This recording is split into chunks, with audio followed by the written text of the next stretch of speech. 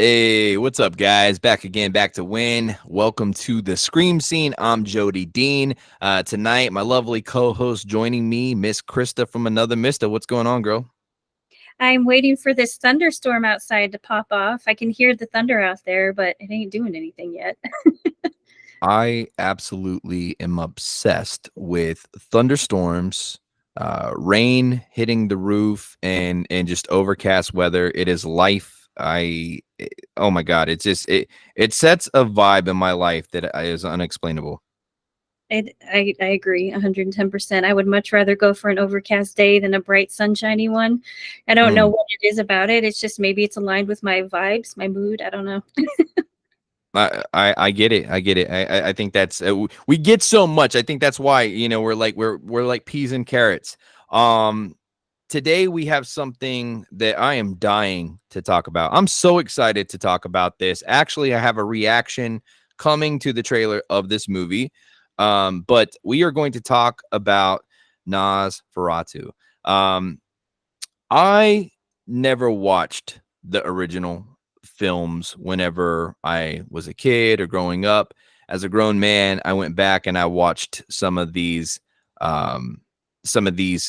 silent films and things like that, some of these black and white films. Um, I'm a huge fan of a filmmaker, writer, director, Robert Eggers. I've actually reached out to him several times this year and tried to get him to let me interview him here on the Scream Scene. Any luck Uh, yet? no luck, no luck. I'm gonna keep trying though. I've heard people say they've had a hard time getting him on the horn before, and so I'm gonna keep going hard trying to do so. So you guys may see him here in the future, but he just dropped the trailer for the new Nosferatu. It's coming out Christmas 2024, the end of this year. I was just telling you, Krista, the hardest thing for me is that I have to wait until December to see this movie. I just now watched the trailer like 2 minutes ago, and holy crap, does it look incredible! I'm with you. He really cares about detail. This guy is just a different breed of filmmaker. He's so good at what he does. He did The Witch, he did The Lighthouse. He's done some other things too, but those films, when I seen The Lighthouse, I was the only one that didn't get up and walk away. People that were watching with me weren't hanging in there. And by the end of the film, I said, "You guys have no idea what you missed." It was a black and white film that he did more recently, shot it with a very old camera. Like, he shot it with a camera. I think he had to have special lenses made for it. I might be wrong. Don't quote me. But like, he really cares about what he puts on the screen. I've heard him in interviews before mention that like actors that work with him sometimes are that he talks about working with him. We're like, I don't think I can do this. This is overwrought. Like, he is very, very specific in detail. Like, almost it sounded to me like when he was telling this situation where he was in communication with this actor about doing this part, and he was like, "So do you think you're in?" And they were like, "This is overwrought." And he's just like, like, when I see his films, like, everything I heard Rob Zombie say one time, like, whenever he makes a movie, that he even pays attention to the belt buckle somebody's going to be wearing. Like, that's a big deal to him. When I see a Robert Eggers film, I feel like if the setting is in 1919, then he's going to have a candle in the background from 1919, even though somebody's not going to really be looking at the candle saying, is that candle from 1919? Like, he's that kind of guy, or at least that's what I get from the little bit I've got to know him through his works. I feel like people do pay attention to little details like that because you always see like the bloopers of certain movies, like, oh, look, somebody had a cell phone in the background of this, like Lord of the Rings film, or a car drove by. That's not possible when that movie was done. So you definitely have to have a keen eye for that kind of thing. Yeah, or like the Duffer Brothers with like Stranger Things, man. Like, dude, the sets, the bikes, the walkie-talkies, like the realistic walkie-talkie, like, oh my God. I love it when people do this. But what I love about Robert Eggers is he is it appears that he's in love with a genre that I'm in love with, and to see somebody of his caliber come in and do something different. Like when you watch a Robert Eggers film, you're going to see a movie done differently than most filmmakers are doing. Like he has a very unique film style, and I love it. I hope to God I get to interview this guy one day. And if I don't, I just look forward to seeing more of these movies he puts out. But Nosferatu, so a gothic tale of obsession between a haunted young woman and the terrifying vampire infatuated with her, causing untold horror in its wake. Ooh, what do you think about that? I feel like in the trailer I just saw, he's doing that very well. You can see the torture and torment in her. It's very sexual, but and it's very like the lighting is very like old 1900s vibes, like old England type. It wasn't England, was it? What, Transylvania? Is that where it said it was? That's Transylvania. that's that's where I'm assuming it is. That's where it looks like it is. And if it's not, he made it look like that's where it is. Yeah. But what he does with lighting, what he's looking for, the color tones and everything, like, I could have called that. Like I when I seen the trailer, I was just like, this is what I was expecting from him, dude. And I mean, he's got William Dafoe starring in this. I love William. He's worked with William a few times now. I remember seeing in an interview one time William said that he had seen The Witch and just loved what Robert did with it. And I don't know how it came about, but they did The Lighthouse together, and now he's in this. Bill Skarsgård is in this film. I believe, yeah, he's playing Nosferatu himself. So Bill, I mean, look, he's done Pennywise, he's played The Crow now, which is coming out soon, and now he's playing Nas. And also you got Aaron Taylor Johnson. He's got some heavy hitters playing in this film. And I think that people at this point, I'm sure a studio is behind this film. I'm looking right now. I'm sure they've seen what he can do. And Nicholas Holt is in this. You know who Nicholas Holt is by chance? No. I He's probably would if I saw the face. he's the actor that played the zombie in Warm Bodies. He's Oh, yeah, okay. Yeah, okay. I know who he is. That's a great movie. Kid. great actor. He actually he just played in Renfield. Um Nicholas Holt is in this, man. Oh my god, he's got some heavy hitters. Emma Corrin, Ralph and Nesson, Lily Rose Deep. Johnny Depp's daughter's in this. Oh, Okay, wow. I should have known that. That was her in the trailer. God. Okay. All right. The one Listen, that was like ripping her clothes off. this looks so intense, so gothic-y, so Victorian. You Uh, get a little hint at some gore too with that little Ozzy Osbourne moment with the yes. Oh my God. I think he's kind of subtle. I noticed with some of his like gore and things like that, but you can expect to see it. I think he gives just enough. He's one of those people that's not overkill. Mhm. Is that so? Do you think we're just gonna see a hint of what we saw in the trailer? Like with, I mean, it was in the trailer. A guy bit a raven or something. So do you think that's the extent of what we would see with that scene? So Bill Skarsgård, whoa, holy mac and cheese. Mine, mine flashed too. What I the said, "What- did you see mine flashed with yours the first time?" You dude? We're talking about Nosferatu over here, and we got some paranormal stuff going on, man. This happens time to time, dude. I ain't gonna lie. I do have a haunted home. We're finding that out a lot lately. I'm not saying that, I doubt that was electricity, man. Um, Bill Skarsgård plays Count Orlok, and I would find it hard to believe that there's not going to be a decent amount of blood and gore in this. I think he knows that's what people want, but I also wouldn't be surprised if we don't see Count Orlok much in this.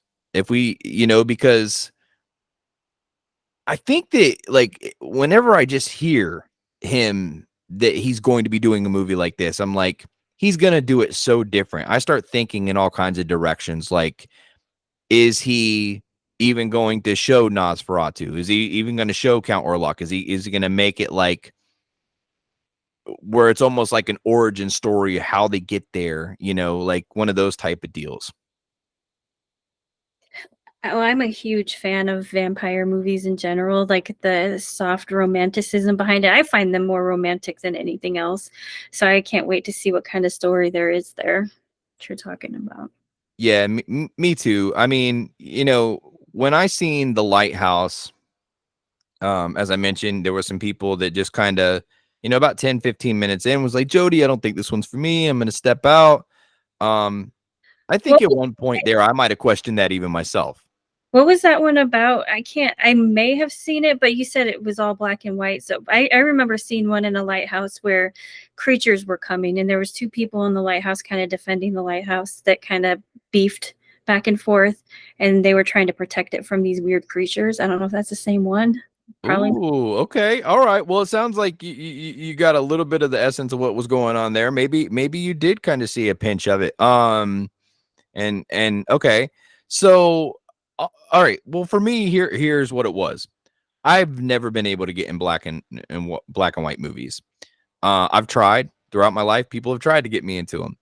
So whenever I sat down to watch this, there was three things that kept me hooked. I'm like, okay, it's a Robert Edgers film, so I'm willing to give it a try. William Dafoe's in it, Robert Pattinson's in it. Two actors that I just admire, I love. Um, so I'm like, I'm gonna give this a try. About 10 or 15 minutes in, a little slow. It's basically about these two guys, lighthouse guys. One's a newbie. Robert Pattinson's a newbie, and they're going to be at this lighthouse for quite a while together. And you never realize, especially back in the day, we didn't have like cell phones, we didn't have laptops, we didn't have iPads, and this is taking place quite a long time ago. The weather's bad where they're at. It's like a little island with a lighthouse. That's what it looks like. The weather's terrible. You think a lighthouse keeper, there's probably not a lot of work that goes into it. And it shows you there's a lot of work.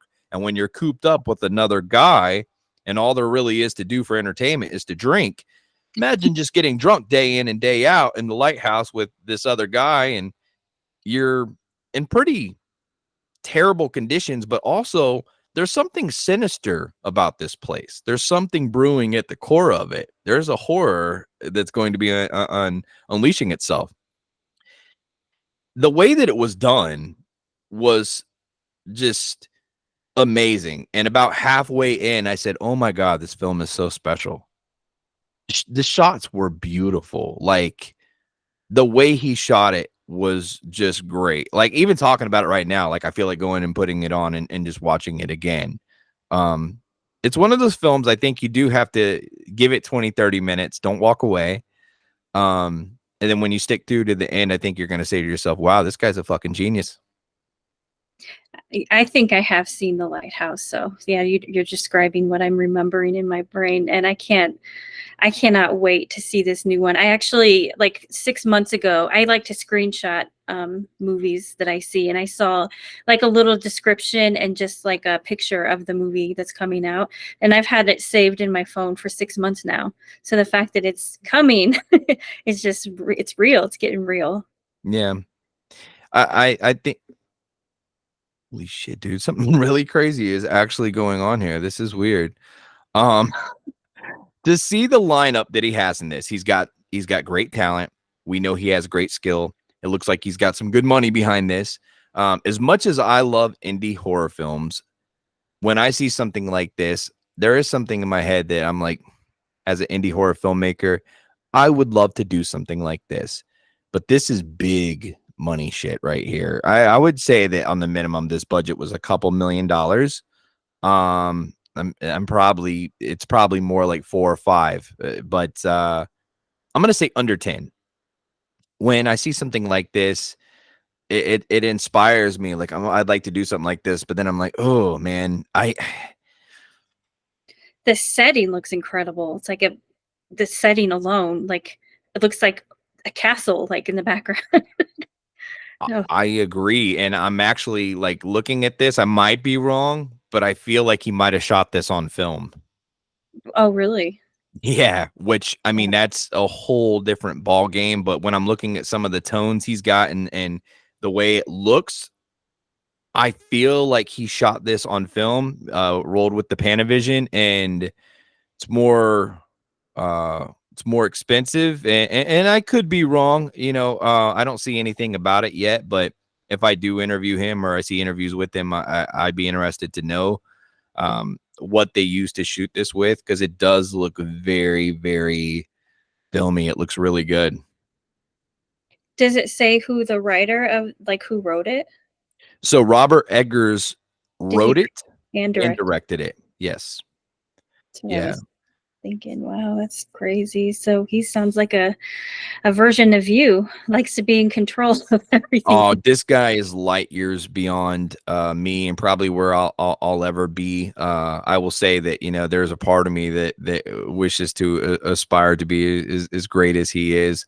These are incredible, incredible movies. Like these are like perfect films, in my opinion. The Uh, Witch was amazing too. The storyline, and they're twisty, and they keep you wondering like what's going on. What's the premise of this? So you do have to pay attention with some of his stuff. he really pays attention. He pays attention to vibe and setting a vibe and getting you to feel something menacing could happen without showing you something menacing. And there's a slow burn, in my opinion, to his films, but yet and still the simplest things, like in The Witch, where the girl is playing peekaboo with the baby. The shots of them Gosh, finding the field where they're going to build their house and they're kind of praising the grounds. It's just like he's something special. He really is. And it's something that like nowadays that a lot of horror does kind of feel the same. Like there are some unique things that are touching down, but like we're seeing a lot of that. like Hereditary seems to have those kind of vibes too. So there's not a whole lot of movies I know that are out there with that feeling, and even like the tones you were talking about, the movie tones, the darker. I mean, it almost looks like there's like a film in front of the screen, like a Mhm. brown type film to give it that color. I don't know. It's Yeah, and I think that's what I'm seeing here, and I'm thinking to myself is like, there's like 2 ways to do this. So, you can shoot it with film, have, options, different lenses and different kinda lighting and shoot it in different days, times, working with aperture, like, there's so much science that goes into giving a film this kinda look, and then the other route is taking filters, adding them to your clips, and making it look like this, which is just not the same thing. so yeah, I think I saw you were showing me the filter thing, how you played around with those and what it could do. I Mhm. didn't really, so you could actually put like something over the lens for that same effect as well? Or So in your editing software, you could take a clip that you filmed and you could, let's say, put super 8 millimeter over that. So you can just drag and drop a filter and put it on there. And now all of a sudden it looks like it's got a super 8 millimeter effect to it. Um, you can do an aged film effect to it to make your film look aged. Like there's all kinds of things. But if you remember, one thing I showed you is like how each clip I wasn't using filters. I showed you what they could do, but like I actually set the numbers to what I am trying to make the film look like. So I manually do my color correction. Mhm. The way this looks to me, and I might be wrong. Again, I wouldn't know until I interviewed him. Like I can look at it and think I know everything, but they might be using some software I'm not familiar with or something. Is that it looks the way it does because of what camera he used to shoot it, what lenses he used, and he had some very great lighting, just from what I'm seeing in the trailer. Mhm. I would agree. That is one of the first things that I was drawn to is the setting. Just the setting alone to me would make me want to go see it. There's very little words even spoken in the trailer, if any. I don't remember nothing being said. There's a lot of action going on for sure. Right, and it just sets that feeling. You got that it was kind of romantic. You got that it was kind of ominous. You got that it was back in the day. It was just so much from how the trailer was released. Oh man, I can't wait. Well, on IMDb, in his little bio section right here, it says Robert Houston Eggers is an American filmmaker and production designer. He is best known for writing and directing the historical horror films The Witch in 2015 and The Lighthouse in 2019, as well as directing and co-writing the historical fiction epic film The Northman in 2022. His films are noted for their folkloric elements as well as his efforts to ensure historical authenticity. I think, the way that last line there, to ensure historical authenticity,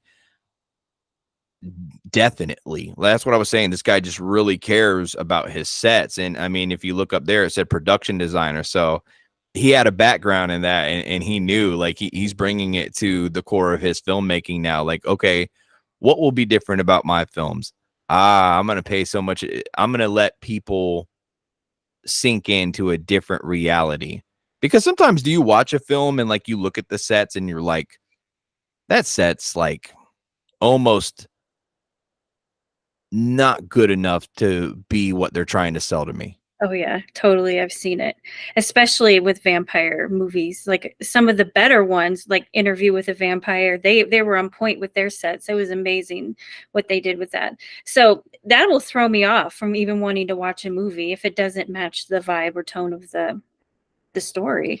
Facts. And there's a lot of Western films, and I'm not a big fan of Westerns, but I've noticed in a lot of Western films, they just find like a dirty, dusty area and they throw up like some facades and like trying to sell it's like this old town. And I'm like, and then I watch a movie like Tombstone and I'm like, yo, they cared. They cared. The Will Smith one, the Western one that he did with was it aliens involved in that or no? So he did some kind of a Western movie. Wild Wild West. That's it. That was actually a pretty good set too for being a comedy. God, I haven't seen that in forever. It's been a long time since I seen that, but I do think I remember it being pretty damn good. But see, when you're touching budgets, like if Will Smith's going to be in a movie, I know they're going to care about the set. Yeah. But like, it's rare that, like, he's not a new filmmaker, this guy, but like they said he's most known for jumping onto the scene in 2015 with The Witch. Hmm. He hasn't been around that long. What, going almost 10 years here that we've known about him, right? Like maybe he was known for some shorts or some stuff. But for 10 years now, he's been cranking out some bangers, and that's kind of rare to be at this caliber early on in the game. But then again, it says he was born in 1983. He's born a year before me. So this guy and I, like, we're right around the same age, but he's light years ahead of me and where I wish to be. And that's kind of impressive that he actually attempted the black and white. Like Alfred Hitchcock was the king of black and white movies. Like, and it's not a popular thing. The fact that he did one and was successful, I can't wait since he's kind of a newbie. I wonder what else he's going to try to, throw at us in the future. Yeah, absolutely. That's where I'm at with Robert Eggers. I love everything I've seen from him. I can't wait to see what he does next. It says that he did a short film in 2008. Oh, he was the production designer on it. The Telltale Heart is what it's called. Have you read that story? It's Edgar Allan Poe, I believe, an old Edgar Allan Poe That poem. one is I think so. The Telltale Heart. interesting. Let me Google that because I don't want to be. Oh my God. So I'm looking at what he's done production design on, and he's done a lot of films. Oh my. That's Edgar Allan Poe. It's an old story that he did. It's about a heart that's beating in the floorboards, and the premise is it's somebody's conscience. Like it's a really good short story if you've never read it. That's interesting. No, I haven't. I do know of Edgar, and I have read some stuff before. I've never Oh, he's I've my never been hardcore, but like I probably should be. not everybody is. A lot of people, aren't into poetry, and but he's a storyteller with word. It's not. He's just he's beautiful. I love his. He's great. Well, this guy right here, I don't know what's to come from him, but I'm sure he's got some. I think he really truly does love what he's doing, and I think we see that when like when somebody in the music business has a hit song. You ever notice how many people go away? You're like, hey, what happened to that guy with that hit song? Like that was everywhere. Like you couldn't go anywhere without hearing it. But now, like I haven't heard from him since. Like Milli Vanilli or Vanilla Ice. Well, yeah, like them. You know, in one sense, you say, well, maybe they couldn't get another hit song. Maybe they're still trying. But there's a ton of them that get that hit song, they get that money, and they're like, oh, I just want to chill for the rest of my life now. To me, that's not being passionate and loving something you want to do. Like, if I had $100 billion right now, I still care about the movie I'm going to film in October. Like, I love this shit, bro. It's like it's better than any drug you could do. Like, if you do it, like, and I don't listen, I don't do drugs. I have before. A lot of people that will do drugs, and I'm using this metaphorically. I'm not here to talk about drugs, but I'll just say, like, when you do a drug, you'll feel high, then it's gone. You're chasing that high again. With something you truly love doing, whether it's music, whether it's movies, you make something incredible and it makes you feel just so amazing that you've created this. Well, like with your writing, like when you're writing stuff, when you write something good, you're like, oh my God, this is so good. And you care about it and you carry that with you.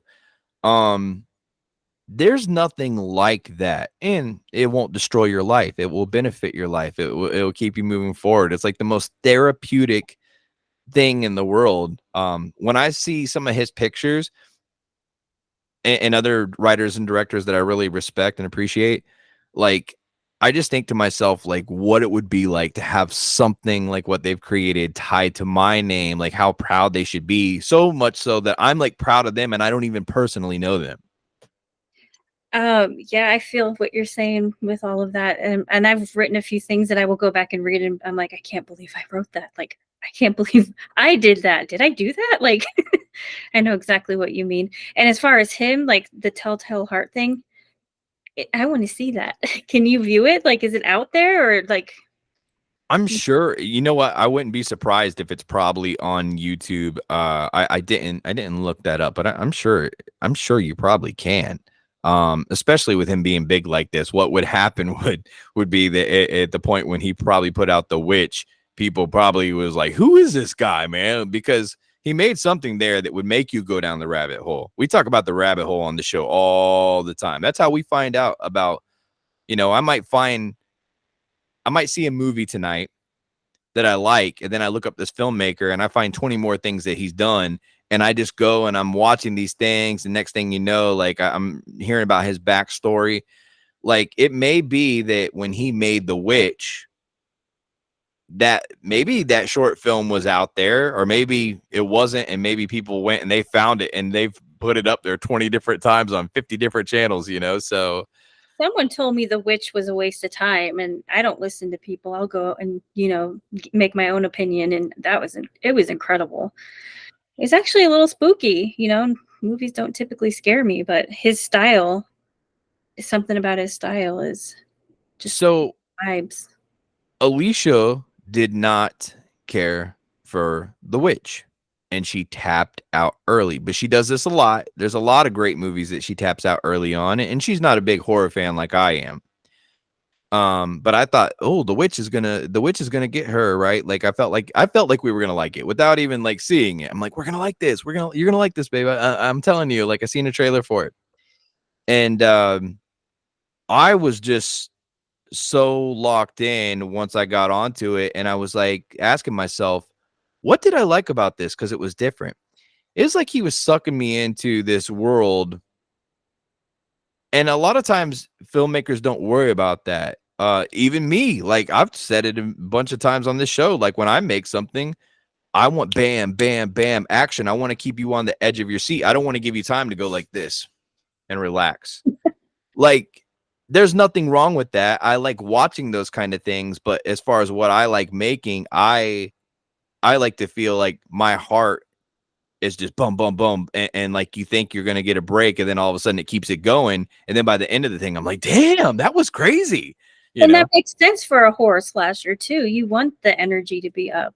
Yeah, I agree, and I try and keep that. I call that tempo, and I like a hard, fast paced tempo with what I personally make, and moving forward, that's the kind of films I want to make. But I love getting sucked into a different reality, and he does that so well. And obviously now we know why, because he's got a background in production design. Like I was just looking, he's done productions on like a short film called Rose, a film called Spirit Cabinet, The House at the Edge of the Galaxy, Esther, Legacy, In the Pines, The Five Stages of Grief, Tell Your Friends, Tell Your Friends, the concert film, I Married a Mobster, uh, Future States, another short film called Monster, and then the Telltale Heart short film. Gosh, that alone lets me know. Obviously, he's a lover of literature, so that explains why I like his style. Yeah, I think I, I I I hope that he just stays in the vein of horror. I think he will. Some Um, of it didn't sound too horrorish though, like the mob one that you said, something about a mob. well, I noticed that too, but I was looking at it and I'm like, okay, he did production design on these films, so maybe those were like gigs at the time. This like a lot of this could have, yeah, actually 2010, 2011, 2012, 13, 14, and then all of a sudden, bam, he did The Witch. And then it was like, okay, now it's about Robert, what Robert wants, what he's making. And it seemed like there was a major transition there. Um, and even The Lighthouse, like it really like it's a horror film, but I think when you're watching it, I don't think you think that you're gonna see a horror film. I actually just almost played that. We don't want no uh Copyright strike. copyright strikes on here. Yeah. Uh, I heard that. I'm like, yeah. My bad there. But anyways, I was trying to look to see the Lighthouse Robert Eggers. Hold on one second. So he has it listed under drama, fantasy, horror.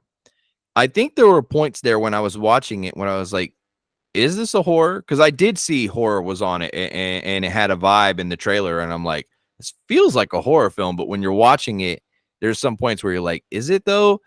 And then you find out that it is. And it's a different kind of horror. It's just very unique. And the the ratio that it showed in from the camera he shot it on, the way that it looks, I'm gonna probably watch it again tonight, and I'm sure like this film is gonna be for some people it's not, but if you stick through to the end, I think you'll say, "Wow, these guys." We already know that William Dafoe and Robert Pattinson are great actors, whether you like Twilight or not, whether you liked, uh, William Dafoe. I think he's in Spider Man. he's like Christopher Walken good. Christopher, he's a whole Oh, vibe, I you know. love Christopher Walken. Oh my god, nobody ever talks about Walkens. Well, we don't. He's one of my favorite actors. He is incredible. He is just a combination of everything that you would want in an actor. Yeah. No, he is a bad mofo. I love Christopher Walken's. Always been a huge fan of him. And I remember like bringing that up to like younger friends and they're like, "Who's Christopher Walken's?" I'm like, "Oh, dude. You don't know shit. You got to Christopher, man. He's the man." But William Dafoe, he's like that. He's that high caliber actor. Mhm. And I think that both of them, if you really want to know their acting skills, you watch The Lighthouse. And I mean, look what having Bill Skarsgård play Count Orlok. I think it was a brilliant choice. Bill is great at playing characters. He's just what did you think of Bill as Pennywise? So I loved it better than the original. So, and I think the actor played it well. Hmm. Are you any bit excited to see Bill playing in The Crow by chance, the new remake? So I'm a little on the fence about that because I don't they're remaking a classic. It's already done so good. So I Mm. will see it. I will watch it. It's just going to be hard to hold a candle to the original, I feel like. Yeah, I get it, and a lot of people they really fans take that shit personally, but um, I'm excited for Nosferatu, and I cannot wait until December. It's gonna be long months ahead. This is a film I will go see at the movie theaters. If anybody that watches this, or listen, Robert, if you watch this yourself, I'm asking you. It would be an honor to interview you. Um, I truly respect the work, and and I'm very inspired. But I think this is going to be a great film, man. And for the younger generation that doesn't know about Count Orlok, I think they're gonna be some fans out there now. I'm with you. I agree 100%. Hopefully you can get him on here. I just looked him up on Instagram. He doesn't even have a verified account. So obviously he's not too big into social media, so maybe that's why you're not hearing back from him. Maybe he's just I found this guy's email, man. I emailed him. I shot him messages on Instagram. I showed up at his house at 4 o'clock in the morning. I'm just kidding. I mean, it just shows you where his mind's at, you know. If he's not out there trying to get verified, he's in his own world doing his thing. So Yeah, dude, the guy's a genius of a filmmaker. I hope it happens. But regardless, man, I'm just happy to keep seeing him do his thing. And anyways, guys, yeah, definitely. If you haven't watched the trailer for Nosferatu 2024, go check it out. Like I said, I am going to be doing a reaction to this trailer. It's going to be coming late, unfortunately. But hey, what can I say, man? You know, I sometimes I can't always be on time. So, Krista, thank you so much for joining me on this podcast. thanks for having me. Absolutely. You guys leave her some love in the comment section below. Love you guys so much. Be back here in a few days. Make sure your notifications are on. Smash that thumbs up, comment below, share this on social media. But until next time, sweet nightmares.